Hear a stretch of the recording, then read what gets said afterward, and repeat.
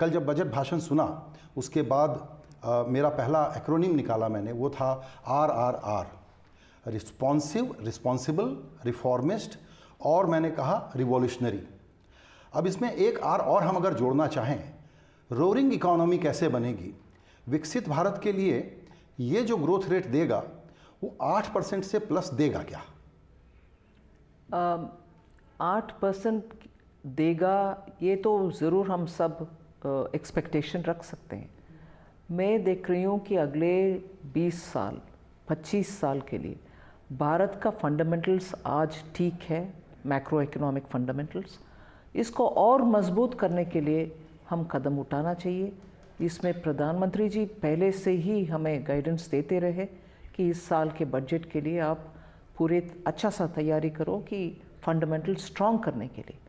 और उसमें एक और पहलू ऐड भी किए माननीय प्रधानमंत्री जी ने कि मध्यम वर्ग जो हमें ऑनेस्ट टैक्स पेयर के नाते टैक्स भरते रह रहे, उनके लिए हम कुछ करना है। तो क्या करना है, आप कुछ वर्कआउट करके आओ। ये था उनकी गाइडेंस शुरुआत से ही।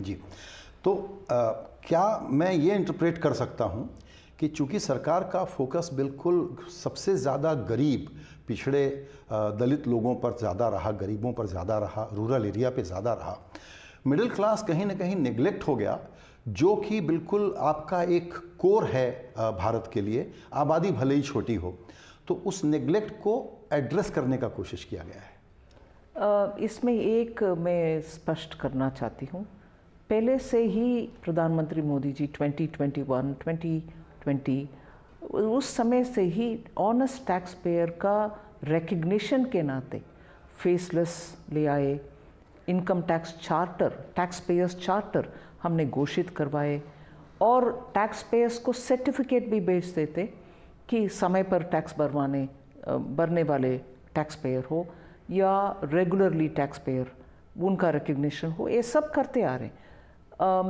टैक्स पेयर का रिकग्निशन और सम्मान कभी भी माननीय प्रधानमंत्री जी के मन में है। और इस समय जब दुनिया के तुलना में हम फास्टेस्ट ग्रोइंग इकोनॉमी रह रहे हैं, पिछली बार भी रहे, पिछले 2-3 साल में रह रहे, और IMF और वर्ल्ड बैंक के नज़रिया में हम अगले साल भी फास्टेस्ट ग्रोइंग रहेंगे। और इस संदर्भ में क्या हम टैक्स पेयर्स को सम्मान करने जैसे ये काम कर सकते हैं, इस गाइडेंस के नाते हम काम किए, इसीलिए इस बार इनकम टैक्स का ये प्रपोजल हम ले आए।